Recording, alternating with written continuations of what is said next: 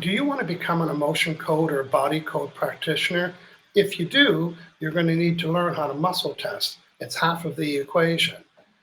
Or maybe you're already a practitioner and you're not really trusting the results. You're not getting a solid yes or a no. Or maybe you're not as fast as you need or want to be. And maybe you're using muscle testing for another practice altogether. All three of those scenarios, if that's one of you, today I'm going to teach you how to say yes or no with a solid answer using muscle testing with one finger. So I'm going to teach you how to be fast, effective, and efficient at muscle testing. I'm Michael Logier. Some of you might know me from my book, Law of Attraction, but today I'm coming to you as the how-to guy for being effective, efficient muscle tester. And to help you do that, we're going to be using a worksheet that I created. You can follow along, print it off, and take your time and practice. So be sure to download the worksheet. You know, there's many different ways to muscle test. You can just check out all the trainings and the videos. But I muscle test sometimes 2 hours a day as I'm releasing negative emotions from my clients by identifying the emotion. So I have to make sure that the method I'm using has the least impact on my body. I know you've seen the ring in the ring method, or you maybe seen other methods. The method I'm going to show you today allows you to keep your shoulders down and only one finger does the work, and it's right here. And it's called the drawbridge technique. And if you look at the picture on the right-hand side, that's exactly your goal today, is to collapse these two fingers. And I'm going to tell you what a yes is and what a no is. Again, be sure to download the worksheet. I'm going to go through each of the steps of the worksheet. And then I'm going to talk about how I use muscle testing to identify emotions on this chart.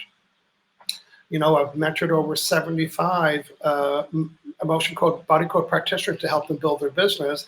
And this is, although it might not look like a building business technique, when you can muscle test accurate and fast, then you can get more done. So this is part of helping them grow their business by really trusting their muscles, doing a little routine before they start their process and get good results. So let's take a look at the worksheet today. The first thing I want to bring to your attention is it's called the drawbridge technique. Well, I called it the drawbridge technique. And to help you really train your fingers, I want you to go get any kind of book. Of course, I'm going to use my own, but I want you to lay your sideways just like this. I want you to train yourself. This is a straight line, and this finger right here is the only one that moves. That's the only one. So it's not like this, and it's not like this. This goes flat, so you can get a book, go flat, and start practicing like this. I'm going to pull the book away. It's still flat. Now the goal, like the picture on the right, is to put my finger through here and attempt to slide out. And you're not trying to push through. You just want to butt up against that opening. It kind of pops up a little bit. See how it opened up a bit? But it's not enough. So it's called the drawbridge technique. This is the only finger that's doing the work. And the other finger is just, and then you can just relax and rest on your stomach or your desk, and you can muscle test this way. So let's just recap. This is the finger that's locking it in. I'm going to talk about that in a minute. There's many different ways. This one uses the less muscles in your body, in my body, and use a book to train yourself, and you're butting up against. So that's why it's called the drawbridge technique. Next, on the worksheet number 2, it's called keep the motor running. Well, what does that mean? Well, just like a farm equipment just keeps the motor running because it takes a lot of energy to get it started and shut it down. The same with you, same with us. If I'm muscle testing and I'm establishing this is a yes and I'm muscle testing, and then I stop, then I gotta recalibrate my yes again. What if I just kept doing this? What if I just kept pushing up against this consistently? And then I ask the question and it loads up. So it's called keep the motor running, and you're just constantly butting up against those fingers, not trying to go through or just let this finger control. You're just butting up against it. Keeping the motor running instead of stopping and then starting again. That takes a lot of energy. So number 1, the drawbridge technique. This is the finger. Number two, you're butting up and you're constantly muscle testing this way. You haven't asked a question yet. You're just getting it ready. Now, in number three, you have to establish the rules in your subconscious mind. So take a look at number three. We've got a glass of water going on. Almost every practitioner that I'm meeting who's not really trusting their answers is because they're dehydrated. So the very first question you wouldn't need to ask the question. Get in the habit of having a large glass of water. And you could ask your first question, am I hydrated enough? If you're not, drink some more water. Remember, your subconscious mind knows everything. So back to establishing the rules, have a large glass of water, and then there's a yes or a no. Put this in your notes. Lock it if it's a yes. That means lock my finger, lock the drawbridge. Lock it if it's a yes. Let it go if it's a no. So on the on your worksheet where it says yes, above it put lock. Lock it if it's a yes, and if it's a no, let it go. See how this let it go? Yes, no, yes, no. You're telling your subconscious mind, it's I want yes to stop my finger and I want no to let it go. It's like a computer program. Just practice that right now. It takes practice. Yes, show me a yes. Show me a no. Okay. Is my name Michael? Yes. Is my name Bob? So just really establish the yes or no's. And if you're not super sure about the answer, what do? Take another glass of water. So number one, the drawbridge technique. Number two, keep the motor running. Number three, drink a large glass of water, establish a yes or your no's. Now, after your 2 or 3 times, you won't have to establish the yes or the no's. Your subconscious mind has already programmed that, but you still need to do the water. And number four, to me, number four is pretty critical in when I'm releasing negative emotions from my clients, because number four, it allows me to measure my work. I'm going to show you the severity chart. It'd be nice to know before I start working with somebody's physical pain or whatever we're working on. It's nice to know what is the severity of it. Now, some people, when they do the severity, they'll ask this question. Remember, yes or no. So is it lower than 5? No. Is it above 5? Yes. So let's find out how many words that took. Is it below 5? That took 4 words. Or is it above 5? That took that's 8 words. So if I'm working on the severity chart, I'll do this. Is it 1, 2, 3, 4, 5, 6? Oh, it's 6. Watch this again. These are no's. Is it 1, 2, 3, 4, 5? Oh, it's a 6. That only took 5 or 6 words. So and if I'm working on somebody's pain, I know it's not a 0. I could start at 5 and say, is it 5? Oh, it's a 6. Okay. So under the severity chart, when you're measuring the pain or I'm measuring the blocks that they're having, I'll ask the client, so where's that pain on a scale of 0 to 10? And they might say 5 or 6, whatever that is. That's the conscious mind. I'll muscle test, and I like to start at 0. Is it 1, 2, 3, 0, 1, 2, 3, 4, 5? Oh, it's a 6. Okay, the client might have said 7 or 5. Conscious mind pretty much agrees.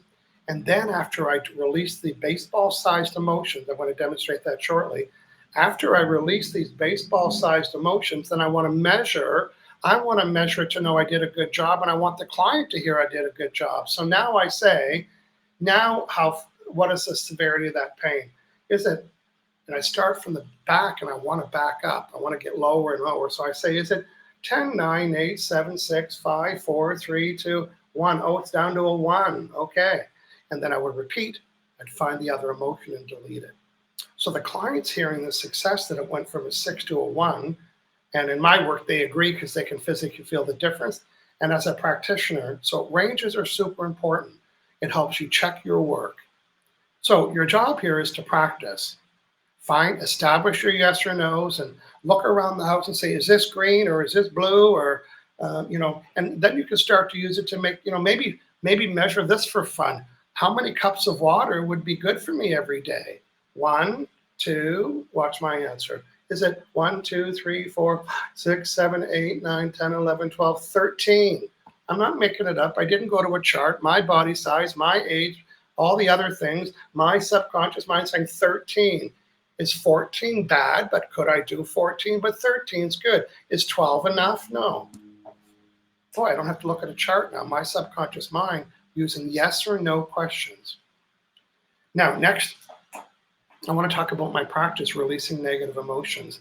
I have this unique ability to identify these baseball-sized emotions that are lodged, and these are old emotions. It means that it's an emotion that you had that you never processed or got ticked off or cried. I know that you know what those are. You know how sometimes we say we hold in our emotions, or sometimes we say we carry stress in our shoulders. Well, guess what?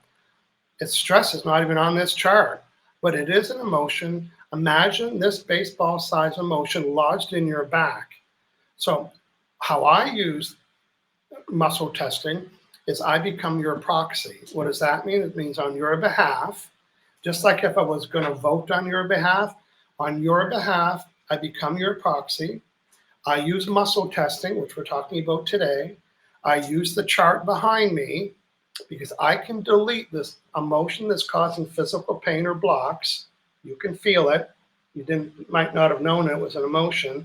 And like a file folder in your computer, you can delete it, but you gotta need to know the name. And that's where I come in.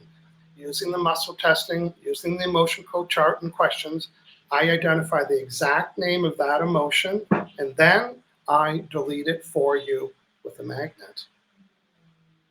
The magnet's the only thing that can dilute this ball of energy. And some clients might have 10 or 15 of these. So using muscle testing to get accurate answers quickly and easily, so you can identify your client's unprocessed baseball-sized emotions and delete them for them. So what else do I want to add to that?